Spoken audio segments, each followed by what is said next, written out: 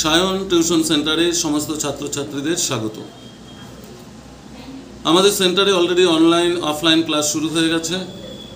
যারা অনলাইনে ক্লাস করবে ভেবেছো তারা আমাদের কন্ট্যাক্ট নাম্বারে যোগাযোগ করে সামান্য অর্থের বিনিময়ে তোমরা অনলাইনে 100% সাজেশন নোট সহ ক্লাস শুরু করতে পারো।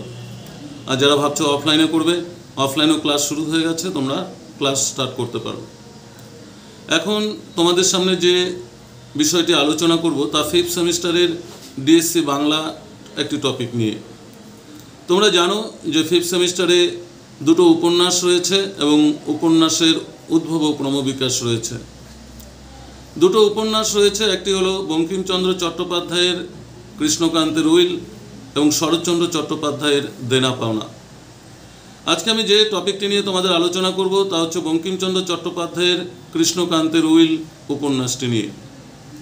তোমরা যদি এই সমগ্র উপন্যাসটি যদি একটু বুঝে নিতে পারো তাহলে মনে হয় পরীক্ষার ক্ষেত্রে তোমাদের ছোট প্রশ্ন করাটা অনেকটাই কিন্তু সহজ হবে।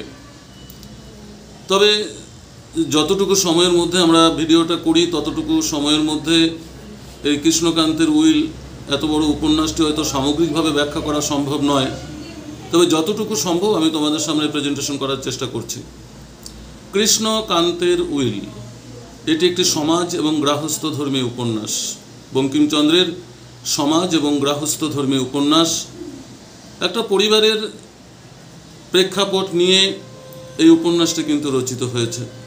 এই উপন্যাসের মূল কেন্দ্রবিন্দু হল যে সুখী দাম্পত্য জীবনের মাঝে, অর্থাৎ স্বামী স্ত্রীর দাম্পত্য জীবনের মাঝে তৃতীয় কোনো নারী বা পুরুষের আগমন ঘটলে একটা সুখের দাম্পত্য জীবন কীভাবে পুড়ে ছারখার হয়ে যায় সেরকম একটি দৃষ্টান্ত বঙ্কিমচন্দ্র কিন্তু এই উপন্যাসের মধ্য দিয়ে তুলে ধরেছেন। উপন্যাসটির নাম হলো কৃষ্ণকান্তের উইল।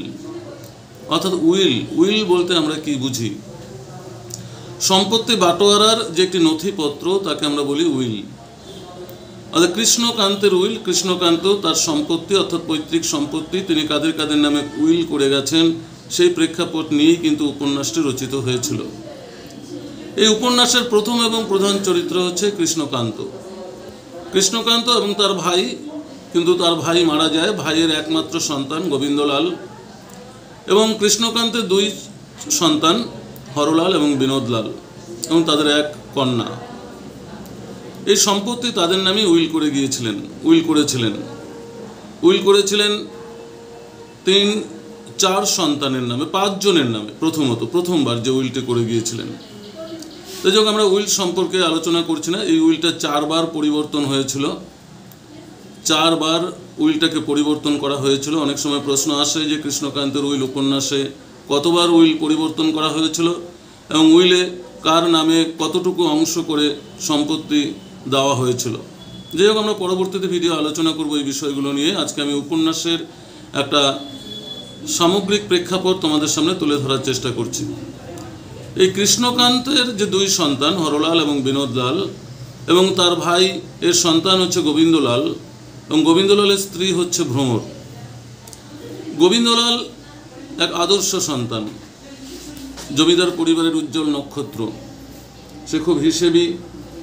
তার বড় ভাই হচ্ছে হরলাল, যদিও তার ভাইয়ের ছেলে হরলাল, মধ্যম ছেলে হচ্ছে গোবিন্দলাল এবং ছোট ছেলে হচ্ছে বিনোদলাল।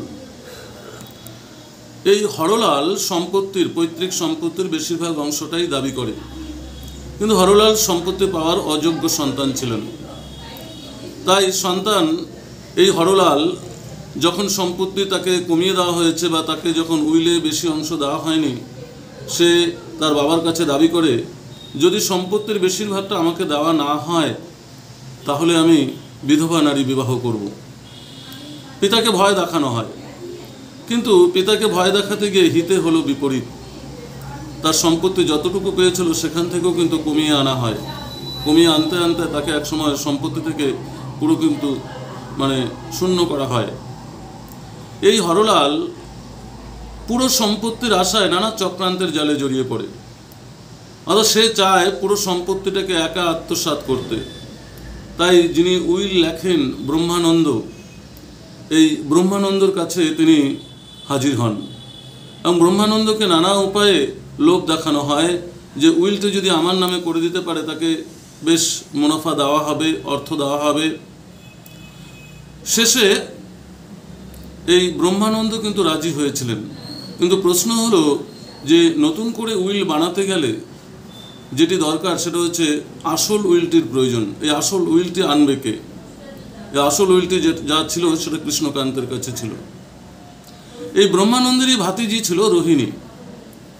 এই রোহিণীকে অবশেষে রাজি করানো হলো, কিন্তু অর্থের বিনিময়ে নয়। রোহিণীকে লোভ দেখানো হলো যে তুমি যদি আমার বাড়ি থেকে উইলটি চুরি করে এনে দিতে পারো তাহলে আমি বিবাহ করব তোমাকে।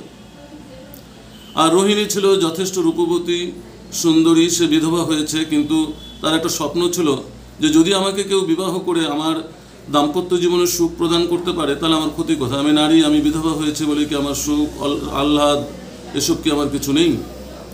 সে প্রাথমিক রাজি হয়েছে যদি তাকে বিয়ে করে সে উইলটি দেবে। সে খুব চালাকি করে সন্তর্পণে সে কী করেছিল, বাড়ি থেকে উইলটি চুরি করে এনেছিল। কিন্তু রোহিণী খুব চালাক। রোহিণী জানতো আমি যদি উইলটি দিয়ে দিই তাহলে এই হরলাল আমাকে বিয়ে নাও করতে পারে। তাই মানে এই উইলটি দেওয়ার আগে বলছে আমাকে আগে বিয়ে করো, তারপর আমি তোমাকে উইলটি দেবো, তা না হলে কিন্তু উইলটি আমি দেব না। এখানে হরলালের মুখোশ কিন্তু খুলে যায়। হরলাল বিয়ে করতে রাজি হয় না। অতএব রোহিণী কিন্তু সেই উইলটি দিতেও রাজি হলেন না। তাই সে কী করলো, উইলটি যেখান থেকে নিয়ে এসেছিল সে সেখানেই ফিরিয়ে দিতে গেল। কিন্তু বিষয়টা হলো আনার সময় ধরা পড়েনি, কিন্তু উইলটি যখন ফিরিয়ে দিতে গেল তখন কিন্তু সে ধরা পড়ে যায় এবং তার নামে নানা কুৎসা, কলঙ্ক ইত্যাদি কিন্তু রটে যায়। তখন রোহিণী ভাবলো যে এভাবে জীবনে বেঁচে থাকার থেকে মরে যাওয়াটাই ভালো। এক হচ্ছে বিধবা হয়েছি বাল্য বয়সে, সুখ বিসর্জন দিয়েছি সমস্ত কিছুই, এবারে এক কলঙ্ক রটেছে, এই কলঙ্ক নিয়ে জীবনে বেঁচে থাকা যায় না। এরপর রোহিণী ওই পুষ্করিণীর জলে নিজের আত্মবলিদানের জন্য সে কিন্তু ঝাঁপ দিয়েছিল এবং সেই রাস্তা ধরেই বা সেই পথ ধরেই গোবিন্দলাল ফিরছিলেন। এবার গোবিন্দলাল সেই রোহিণীকে পুষ্করিণী থেকে তুলে নিয়ে সংজ্ঞাহীন অবস্থায় তার ওই পুষ্করিণীর পাশেই তার বাগানবাড়ি ছিলেন, সে বাগানবাড়িতে তাকে রাতে সেবা শুশ্রূষা করে তাকে সুস্থ করে তুলেছে এবং ভোরবেলায় সেখান থেকে রোহিণী ফিরে এসেছে। ঘটনাটা খুব সামান্য। এক নারী জলে ডুবে জ্ঞানহীন হয়েছিলেন, চৈতন্যহীন হয়ে পড়েছিলেন, সংজ্ঞাহীন হয়ে পড়েছিলেন। তাকে একজন জমিদার অর্থাৎ গোবিন্দলাল, খুব ভালো স্বভাবের ভালো মনের মানুষ, সে অসহায় এক নারীকে সেবা শুশ্রূষা করে তাকে সুস্থ করে তুলেছে। ঘটনাটা নিতান্ত স্বাভাবিক। কিন্তু প্রশ্ন হলো সমাজের চোখে, অর্থাৎ ভোরবেলায় যখন রোহিণী সে বাগানবাড়ি থেকে ফিরে যাচ্ছিলেন তখন অনেকেরই চোখে পড়ে, অনেকেরই ধারণা যে এই গোবিন্দলালের বাগানবাড়ি থেকে ভোরবেলায় রোহিণী কেন ফিরছে। স্বাভাবিক ঘটনাটা তখন যেন অস্বাভাবিক ঠেকল। ধীরে ধীরে গ্রামের প্রত্যেকটি মানুষের কাছে একটা ভুল বার্তা ছড়াতে থাকলো। সবার কাছে একটাই ধারণা যে রোহিণীর সঙ্গে হয়তো গোবিন্দলাল বাবুর একটা অবৈধ সম্পর্ক আছে। এখানে আরেকটি বিষয় বলে নেওয়া ভালো, গোবিন্দলাল খুব রাজপুত্রের মতো চেহারা, জমিদার পরিবার চেহারা এবং স্বভাবে খুব আদর্শনিষ্ঠ একটি চরিত্র, এবং গোবিন্দলালের যে স্ত্রী ভ্রমর, তার তুলনায় বেটে খাটো কালো, হয়তো তাই তার নাম ভ্রমর, এটা ভালো স্বভাবের মহিলা নারী চরিত্র ভ্রমর, একান্ত প্রতিভক্তি পরায়ণা। স্বামী স্ত্রীর মধ্যে ভালোবাসার কোনো খেদ তাদের মধ্যে ছিল না। একটা সুখী দাম্পত্য জীবন যাকে বলা হয়, গোবিন্দলাল এবং ভ্রমরের মধ্যে কিন্তু সেটাই বর্তমান ছিল। কিন্তু প্রশ্ন হলো, এই যে রোহিণীর সঙ্গে গোবিন্দলালের যে অবৈধ বার্তাটা, সেটা ধীরে ধীরে কিন্তু ভ্রমরের কানেও এসে পৌঁছায়। ভ্রমর প্রথমত সেই বিষয়টা বিশ্বাস করতে চায়নি, বিশ্বাস না করারই কথা, তার একান্ত প্রতিভক্তি পরায়ণা, তার প্রতি এ কাজ করতেই পারে না সেটা সে ধরেই নিয়েছিল, বিশ্বাস করত। কিন্তু ভ্রমর ছিল একটু শিশু সুলভ মানসিকতার নারী চরিত্র। তার বাড়িতে যে কাজের মহিলা কাজ করত, সে কাজের মহিলা কি করলো, সেই যে রোহিণীর সঙ্গে গোবিন্দলালের যে একটা মিথ্যে যে অবৈধ সম্পর্কের যে ধারণা, সেটা কিন্তু জাল বিস্তার করতে শুরু করলো ভ্রমরের মনে। এখানে বঙ্কিমচন্দ্র চট্টোপাধ্যায় খুব সুন্দর একটা উপস্থাপনা করেছেন, প্রেজেন্টেশন করেছেন। তিনি বলেছেন রামের মা, শ্যামের মা, যদুর মা, মধুর মা, অর্থাৎ একটা সামান্য কথা কীভাবে অসামান্য হয়ে ওঠে, এক কান থেকে 5 কান হয়ে ওঠে। সেই বার্তাটা কিন্তু গোবিন্দলাল এবং রোহিণীর যে অবৈধ সম্পর্কের যে বার্তাটা, সেটা ধীরে ধীরে সারা গ্রাম রটে গিয়েছিল। এবং সেখানে কিন্তু ভ্রমরের মনেও যেন কোথাও একটা ছেদ কাটে, অর্থাৎ ভ্রমরের মনেও যেন কোথাও যেন একটা বিশ্বাসের একটা বার্তা যেন আসতে থাকে। এদিকে রোহিণী সে ভাবলো যে আমি বিধবা হয়েছি, তাতে কি হয়েছে, একটা নেতিবাচক একটা বার্তা সমাজে কলঙ্ক রটে চলছে। আর এটা যদি সত্যিই হয়, গোবিন্দলাল বাবুর সঙ্গে যদি আমার একটা সম্পর্ক গড়েই ওঠে, তাতে আমার ক্ষতি কোথায়? আমি বিধবা বলে কি আমার কোনো সুখ আহ্লাদ এসব কি কিছুই নেই? সেও কি করলো, কিছু সোনা দানা গহনা কাপড় চোপড় ধার করে নিয়ে গিয়ে ভ্রমরকে দেখায়, যে ভ্রমরকে বলে যে এটা তোমার স্বামী গোবিন্দলাল আমাকে দিয়েছে ভালোবেসে। তখন কিন্তু ভ্রমর অনেকটাই বিশ্বাসযোগ্য হয়ে উঠেছিল, বিশ্বাস করে ফেলেছিল যে তার স্বামী গোবিন্দলাল হয়তো বোধহয় রোহিণীর সঙ্গে কোনো সম্পর্ক আছে, না হলে রোহিণী কেন এই বার্তাটা আমার কাছে দিয়ে যাবে। তাই তার স্বামীকে চিঠি লিখে সে কিন্তু পিত্রালয়ে চলে যায়। অর্থাৎ একটা সংসারের মাঝে যে বিভেদ, ফাটল কিন্তু ধরা পড়ে। তখন কৃষ্ণকান্ত যে ছিলেন, যিনি উইল করে গিয়েছিলেন, বেশিরভাগ সম্পত্তিটা গোবিন্দলালের নামে করেছিলেন। এবার তিনি ভাবলেন যে গোবিন্দলাল যদি রোহিণীর সঙ্গে অবৈধ প্রণয় সম্পর্কে লিপ্ত হয়, তাহলে গোবিন্দলাল সম্পত্তির অপব্যয় করবে, অর্থাৎ সম্পত্তি রোহিণীর নামে যদি পরবর্তীতে হস্তান্তর করে দেয়। তাই সে কী করল, সে গোবিন্দলালের সম্পত্তি উইলটাকে বাদ দিয়ে তার স্ত্রী ভ্রমরের নামে করে দিল। এবার এখানেই পুরুষ চরিত্রের মনে একটা ক্ষত, অর্থাৎ গোবিন্দলালের মনে একটা ক্ষতের সৃষ্টি হয়। গোবিন্দলালের মনে একটা ধারণা জন্মায় যে এতকাল আমি গুণের পূজা করেছি, তাহলে এবার আমি রূপের পূজা করব। কেননা আমি তো ভ্রমরকে কোনোদিন অন্য চোখে দেখিনি, ভ্রমরের প্রতি আমার ভালোবাসার তো কোনো খাদ ছিল না। একটা মিথ্যে বার্তা বিশ্বাস করে কেন ভ্রমর আমার সম্পর্কে এই রূপ আচরণ করলো, এবং কৃষ্ণকান্তই বা কেন এই সম্পত্তি কেড়ে নিয়ে অন্যের হাতে বা আমার স্ত্রীর হাতে দিল। পুরুষের যেন এখানে একটা তার মনের মধ্যে একটা গভীর দাগ কাটে যে আমি এখন স্ত্রীর অন্যে আমি প্রতিপালিত হব, তাহলে আমি এবার গুণের পূজাই করব না, রূপের পূজাই করব। তাই তিনি কী করলো, এই রোহিণীকে নিয়ে, তার ধন সম্পত্তি কিছু নিয়ে, রোহিণীকে নিয়ে কিন্তু একটা ভোগ পঙ্কিল জীবনযাপন করতে লাগলো তার বাগান বাড়িতে।